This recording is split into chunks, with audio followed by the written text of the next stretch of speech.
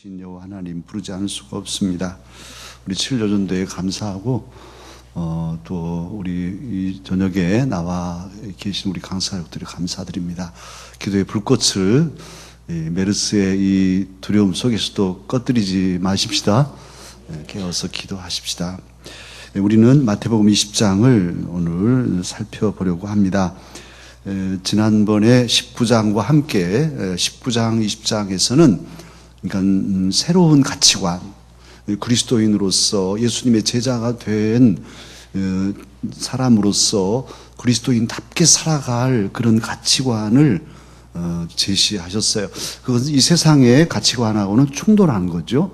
마치 시냇물이 흘러가지만 그리스도인들은 그냥 물길을 따라 편하게 그냥 세상 흐름 따라서 다 그런데 이렇게 가는 사람들이 아니고 다 그럴지라도 우리만이라도 바르게 정직하게 의롭게 그리고 하나님의 뜻을 좇아서 사는 이런 거슬러 사는 사람들, 거꾸로 사는 사람들임을 예수님 말씀해 주고 계셔요. 오늘 또 여전히 그 말씀인데요. 특별히 오늘 그 20장 1절부터 이제 천국은 하면서 품꾼 비유를 말씀하시는데, 사실은 지난주 19장 30절에서 말씀한 게 있어요. 그 말씀을 물고 이어서 비유로 설명하신 말씀이 20장입니다. 지난번에 읽었던 말씀인데 19장 30절 다 같이 한 번 더 함께 읽으십시다. 다 같이 읽겠습니다. 그러나 먼저 된 자로서 나중되고 나중된 자로서 먼저 될 자가 많으리라. 이렇게 새로운 가치관이에요. 먼저 됐는데 왜 먼저 된 사람이 나중되냔 말이에요. 그러니까 첫째가 꼴찌되고 꼴찌가 첫째 된다. 쉽게 말하면 이런 명제를 예수님이 말씀하셨고, 오늘은 그 예를 예수님께서 품꾼의 비유로 들고 있습니다. 삼시의 일꾼, 또 구시의 일꾼, 그리고 또 몇 시입니까? 11시의 일꾼, 이렇게 여러 일꾼들을 말씀하고 있어요. 그런데 이 일꾼들이 다 품삯을 똑같이 받았어요. 제일 먼저 받은 사람이 몇 시에 온 사람이 받았죠?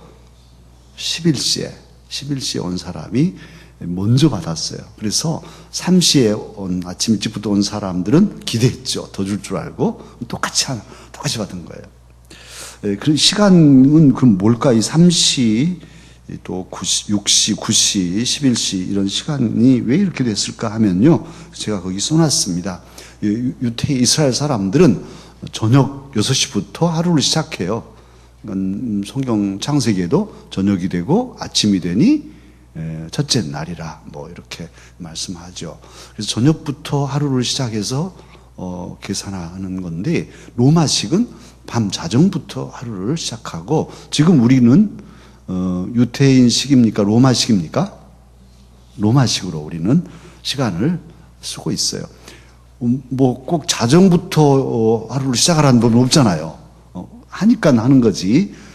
그 하루는 이렇게 있는데 어느 시점을 정하지, 아침부터 하루를 시작할 수도 있고 다 다른 것이죠. 기점을 어디로 잡느냐는 누구나 다 할 수 있는 건데, 어쨌든 로마식이 정했고, 또 당시 로마 제국이 커서 많은 사람들이 로마식을 따라 하다 보니까 이제 편하고 익숙해져서 이걸로 하자, 지금 그런 것이지, 내일부터라도 두고 우리는 안 한다고 아침부터라고 이렇게 해도 되겠죠. 근데 성경은 로마식과 유태식이 섞어져 있어요. 지금 오늘 마태복음에서는 지금 유태인식으로 지금 3시 이렇게 얘기했고, 그 3시는 그러니까 아침 9시, 6시는 12시 이렇게 되고 있습니다.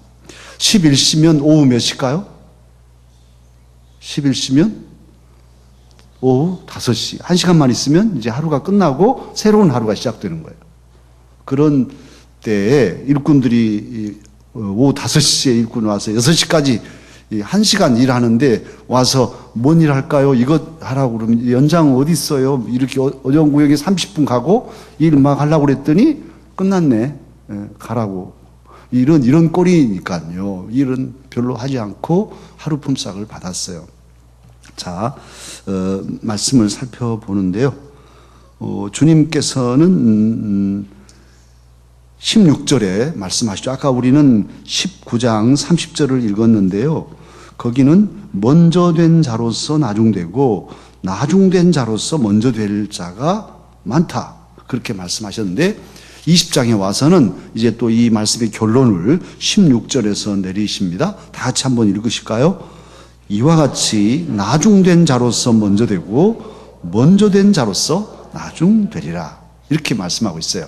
그러니까 19장 30절은 먼저 된 자를 먼저 얘기하고 있는데 이제 20장에 와서는 나중된 자를 먼저 얘기하시면서 어쨌든 나중된 자가 꼴찌가 첫째 될 것이다는 것을 강조하고 계십니다. 더욱 그러니까 꼴찌를 더 초점 맞춰 놓고 있고 그 5시에 온 사람들이 먼저 또 그 일당도 받게 말씀하시고 이렇게 배려를 하고 있습니다. 여기서 우리는 깨달아지는 게 있는데 하나님의 법, 하나님의 원리인 것이죠.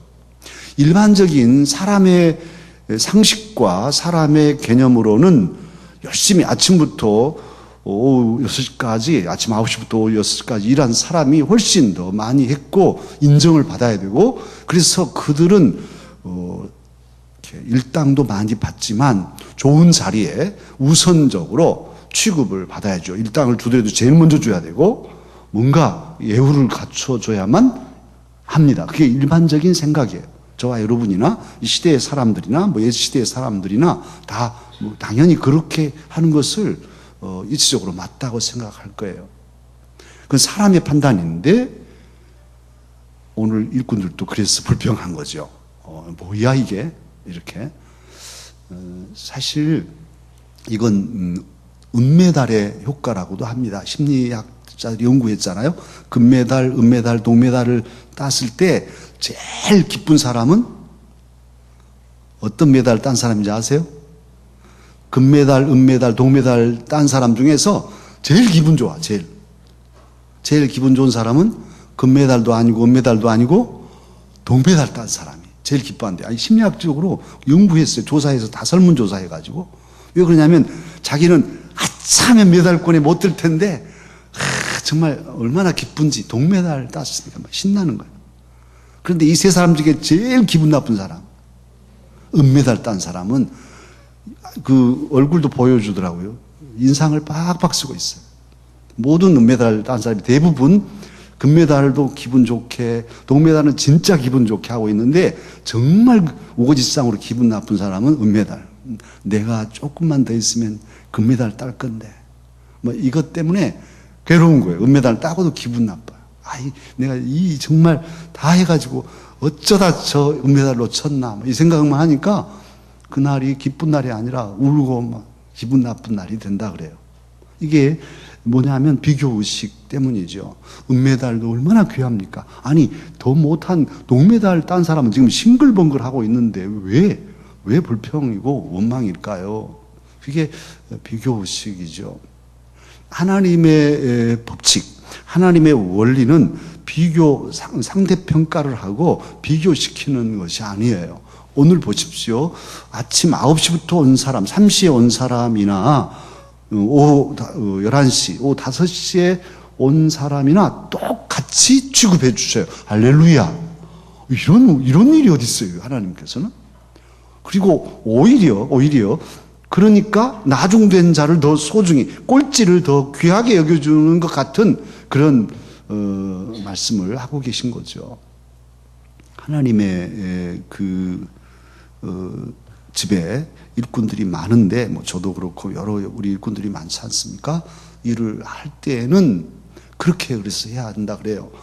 무슨 보상 심리로 뭔가를 기대하고 받으려는 그런 마음이 아니라 그저 전적으로 하나님께 감사해서 내가 가진 것, 뭐 많이 드리고 많은 시간을 일했으니까 내가 더 높고가 아니라 주어진 시간 동안 주님께서 내게 맡겨주신 일을 기쁨으로, 감사함으로 감당하는 것이 옳은 일이다. 그런 거예요. 혹 뭐 지난주에 등록한 우리 성도님이 강사 가족이 됐다 할지라도 그 역시도 우리와 똑같은 한 데나리온 하나님의 은혜를 받게 될 것입니다. 그렇게 취급하고 그렇게 받아주고 사랑으로 감싸야 할 일이에요. 그런데 잘 안 되죠. 언제 왔어?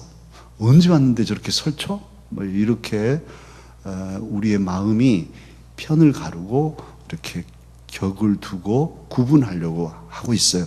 예수님은 그 점을 아시기에 오늘 20장에서 제자들의 가치관을 새롭게 하고 있어요. 자, 너희들 앞으로 명심해라. 꼭 명심할 일이 있는데 첫째가 꼴찌되고 꼴찌가 첫째 된다. 하나님께서는 첫째나 꼴찌나 똑같이 대하신다. 많은 시간 일했다고 자랑하지 마라. 또 목에 힘주지 마라. 이제 나와서 이제 회개하고 이제 단 하루 하나님을 섬겼어도 하나님께서는 귀하게 여기신다. 그 말씀인 거예요. 사랑하는 강사 여러분, 이 말씀을 오늘 저녁 우리의 삶의 지표로 삼으십시다. 주의 일을 할 때 늘 그렇게 낮은 마음으로 또 평등한 마음으로 또 형제를 대할 때 이 예수님의 마음, 하나님의 마음으로 이렇게 품고 같이 사랑하고 가야 됩니다. 20장의 말씀은 그렇게 역설적인 진리들을 계속 말씀하고 있어요. 그러니까 두 번째 말씀도 나중된 자로서 먼저 되고 먼저 된 자로서 나중되리라는 이 16절 말씀을 비롯해서 예수님께서는 지금 역설적인 말씀들을 계속 이어서 말씀하십니다. 19절도 아니죠. 보시면 예수님께서 19절 다 같이 함께 읽으십시다. 이방인들에게 넘겨주어 그를 조롱하며 채찍질하며 십자가에 못 박게 할 것이나 제3일에 살아나리라. 뭐 십자가에 달려 죽는데 다시 살아나는 이 놀라운 역설, 십자가의 도, 죽어 사는 이런 역설적인 진리를 말씀하고 있어요. 그리고 또 우리가 기억할 유명한 말씀 27절입니다. 다 같이 읽으십시다. 너희 중에 누구든지 으뜸이 되고자 하는 자는 너희의 종이 되어야 하리라. 또 뭐 26절도 같은 말이고요. 뭐 크고자 하면 섬기는 자 되라 하는 이런 역설의 진리를 예수님은 말씀하셔요. 십자가에 달려서 죽어 생명을 얻고 부활하는 이 역설과 함께 섬겨서 높여지고 섬겨서 커지고 종이 돼서 주인 으뜸이 되는 이런 역설을 주님은 제자들에게 가르쳐주고 계시고 오늘 저와 여러분에게 가르쳐주고 계세요. 이게 주님이 원하시는 삶의 방식, 새로운 가치관인 것이죠. 세상을 거꾸로 살아가는 돌파해내는 놀라운 역설의 힘이 이 말씀 안에 있습니다. 그리고 예수님께서는 이제 실제로 이러한 역설을 보여줘요. 실천하면서 보여주십니다. 진리를, 이 역설적인 진리를 예수님 몸소 실천하신 것이 여리고 사건입니다. 여리고를 갈 때 맹인 두 사람이 앉아 있었고 이 맹인들이 예수님이 지나간다는 말씀을 듣고 31절 주여 우리를 어찌하소서, 주여 우리를 불쌍히 여기소서 그렇게 부르짖습니다. 정말 이 메르스 때문에 뭐 지금은 좀 잦아지는 것 같은데 주여 우리를 불쌍히 여겨 주옵소서, 주님 이 나라를 불쌍히 여겨 주옵소서 하지 않을 수가 없었어요. 정말 이게 막 퍼져 나갔다면요 우리나라 망합니다. 망할 수밖에 없어요. 지금 모든 가게들이 힘들어지고 있는데 이게 잦아들어야지, 그렇지 않으면 어떻게 되겠어요? 막 번져간다면. 하나님께서 이 백성을, 이 나라를 사랑하시고 불쌍히 여겨주신 줄 믿습니다. 이제 잦아들고 있어요. 잦아들겠죠. 정말 감사한데요. 우리 강사역 한 사람도 다치지 않고 이렇게 또 이겨내서 감사해요. 물론 24명입니까? 또 오늘 또 한 명 또 이렇게 죽었다 그러는데 얼마나 마음 아픈가요?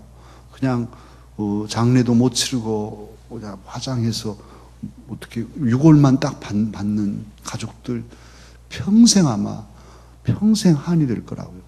마지막 어떻게 말 한마디도 못 해보고 얼굴 한 번도 대면 못하고 그냥 보내야 되는 이런 어처구니 없는 이별이 어디 있겠어요. 근데 이런 아픔들을 겪은 가족들이 지금 이 나라에 여러 가정이 20몇 가정이 있어요. 우리는 그 고난의 자리에 있지 않아서 다행이라고 생각하지만 또 이런 우리 대신 십자가를 진 그런 가정들이라고 할 때 참으로 우리가 그들을 위해 축복하고 그들을 위해서 기도하고 하나님께 더욱 우리 중보의 기도를 우리가 드려야 하겠습니다. 그런데 우리 예수님께서는 우리를 불쌍히 여겨달라고 그렇게 부르짖는 그 맹인들을 고쳐주셨어요. 그리고 어떻게 고쳐주시냐면 34절 다 같이 함께 읽으십시다. 예수께서 불쌍히 여기사 그들의 눈을 만지시니 곧 보게 되어 그들이 예수를 따르니라. 그래서 그들을 연민의 마음을 가지고 그들의 눈을 보이지 않는 눈을 이렇게 어루만져 내가 보기를 원한다. 주님께서 눈을 만져주셨어요. 터치하실 때 눈이 떠졌습니다. 할렐루야. 얼마나 감사합니까? 우리 주님께서 그들의 어두운 삶에 찾아오시고 어루만져서 빛을 보게 하셨어요. 오늘 아침 신문에 보니까 버클리 음대에 우리 맹인 한국 사람 교수가 한 사람, 음악 교수가 있어요. 31살인가 먹었는데 이 사람은 4살 땐가 5살 땐가 이렇게 눈이 어두워져 가지고 점자로 공부하다 외국으로 가서 부모님들이 여기서 한국은 안 되겠다 싶어서 이렇게 어릴 때 보내가지고 공부해서 버클리 음대의 교수가 됐어요. 눈이 안 보이는데. 그래서 이번에 책을 내서 책 홍보하러 왔다고 그러더라고요. 근데 뭐라 하냐면 자기는 볼 수 없는 게 축복이라, 하나님의 복이라, 하나님의 은혜라 그렇게 하는데 당신 눈 뜨면 제일 뭐 하고 싶냐? 4년 전에 결혼한 아내도 있고 아내 얼굴도 보고 싶고 뭐 그런데 제일로 보고 싶은 게 뭐냐 하면 악보를 보고 싶대요. 악보를. 그래서 악보를 보고 곡을 연주하고 싶다. 그게 제일 첫 번째 소원입니다. 왜냐하면 지금도 점자로 다 악보를 외워야만 연주를 할 수 있고 또 영화 같은 영화 음악도 만드는데 3분에 홀짝 뛰고 3분 30초에 들어 눕고 그런 장면을 설명해 주면 상상하면서 곡을 작곡하고 뭐 이런 보이지 않지만 이런 일들을 하더라고요. 근데 이분도 사실은 눈이 어두웠지만 그의 영은 맑고 하나님의 사람으로 예수 그리스도를 믿고 의지하는 하나님의 은혜를 아는 그래서 감사한다고 복이라고 하나님의 복으로 은총으로 이렇게 보지 못한 것을 생각하고 해석합니다. 그는 눈을 감았지만 예수 그리스도로 인하여서 영의 눈을 뜬 자라 할 것입니다. 오늘 예수님은 고난의 자리에 있는 사람들을 외면하지 않으시고 불쌍히 여기시고 어루만져 눈을 뜨게 해주시는 주님이심을 감사하십시다. 내 영의 눈도 뜨게 해주시도록. 그리고 예수님은 그렇게 낮은 자, 작은 자를 버리지 않으시고 실천해서 정말 그들과 같이 섬겨주시고 그래서 존귀하신 주님이 되신 이 사건을 우리가 기억하고 오늘 주님이 몸으로 보여주신 말씀 으뜸이 되고자 하는 자는 섬겨라, 종이 되라. 나중된 자, 꼴찌가 첫째 된다 하는 이런 원리들을 우리가 기억하고 이 세상을 거꾸로 세상 사람들과는 달리 살아가십시다. 이제 말씀을 붙잡고 찬송하고